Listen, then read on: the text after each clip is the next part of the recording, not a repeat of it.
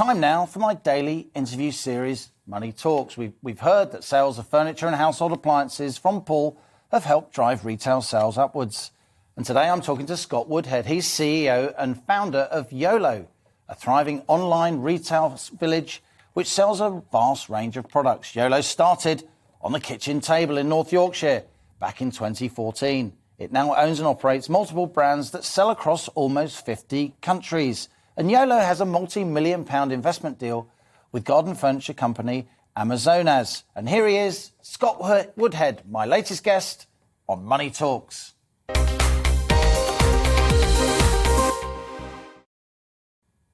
Scott, great to have you on the show. Thank you so much for joining us. Tell us how the company started. What were you doing before? Yep. And what gave you the mad idea of starting your own business? I think I've always been interested in business, so it was just something I've always wanted to do. I used to work for a big company that sold GPS, and I remember the first time I went, I was really inspired by their offices and just the thought that like one person has created this business out of nothing.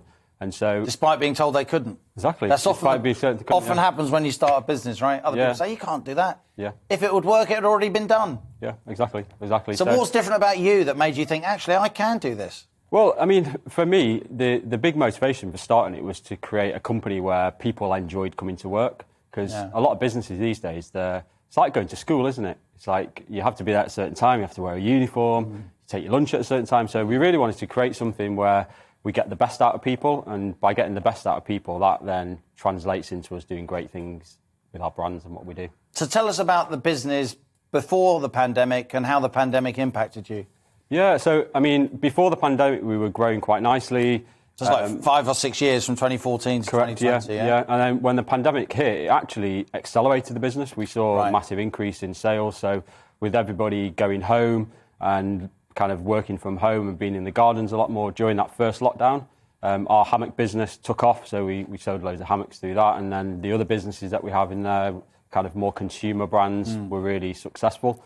So it all kind of played nicely out for us, to be honest. And then I guess as we went into that second one, we still had some of that momentum. So you specialise in retailing garden furniture, right, and other items for the garden. To what extent has your retail offer expanded beyond that original vision? Yeah, so garden is one of the areas we do. We've got a tea business. We've just acquired a business called Cosmetic, which is like it manufactures beauty products. Right. We've got a packing machinery business. We've just acquired a stake in one of our suppliers, Amazonas. That was the multi-million-pound deal you referred to. Yeah. So we've kind of got lots of different things in lots of different markets. Gives us a nice spread and de-risks it a little bit. Because if one market goes down, we've got other ones to rely on.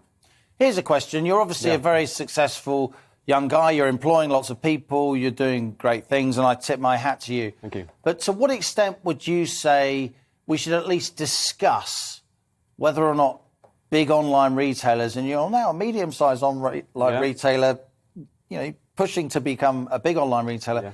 To what extent do you think, Scott, that some of them are just a little bit too powerful now? Yeah. And they're crushing physical retailers? Yeah, I think the bigger guys will probably end up having more of a hybrid system where they put more into the high street, because I think there's always a place for the high street. I assume that's what you refer to. Yeah, so you see the big online retailers with high street outlets. Yeah. I mean, so where's the room for families, local people to build their own shops and stores if the retail giants are massive, not just online, but in high streets too? I guess there's opportunities out there everywhere. You just have to look. And if you're offering a good service in a market where there's enough demand for it, and you do it in the right way with a motivated team, then I think you've got a good chance of succeeding. Not a guaranteed chance, but a good chance. I think some of the big retailers, the reason they've got big is because what they're offering is what people want, right? And what would you say to Scott Woodhead back in 2014 that you now know that you didn't then, that you wish you did?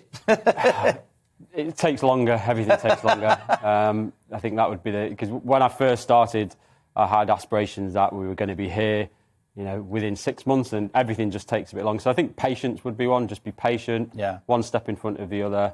Be consistent with what you're doing, and if you're doing the right things, you might have some success in that. And what's a typical day for somebody like you who started and runs their own successful business? Is there a typical day?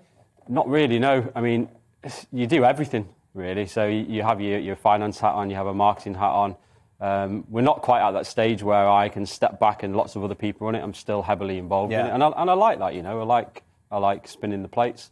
But yeah, there's not a typical day, to be honest. If I told you what I've been doing this week, you'd probably think, why are you doing all of that? Well, fixing the photocopier and the coffee machine and hanging the curtains in the office and things like while that. thinking about strategy and raising money. I mean, just finally, Scott, what's your one piece of advice to people watching On the Money today? Many people who watch us either run their own businesses or think they might want to run their own business. What's the one thing from Scott Woodhead that you would say to people aspiring to be entrepreneurs? Good question. I think get started. You've got to start. A lot of people will be possibly thinking about starting a business and they've been thinking about it way too long. And, hard work beats talent. I think if you just put that first step in, whatever that is, make that call, do some research, get something moving. I think that's it. When you start something, it creates momentum. As they say, ready, fire, aim. Exactly, yeah. Great Scott book. Woodhead of YOLO. Great to have you here. Yeah, thank you. On the Money, as our latest Money Talks guest. Stay in touch with us. We'll be really pleased to hear how your business goes in the months and years to come. Thank you for having us. All the best. Scott Woodhead there of YOLO, my latest Money Talks guest.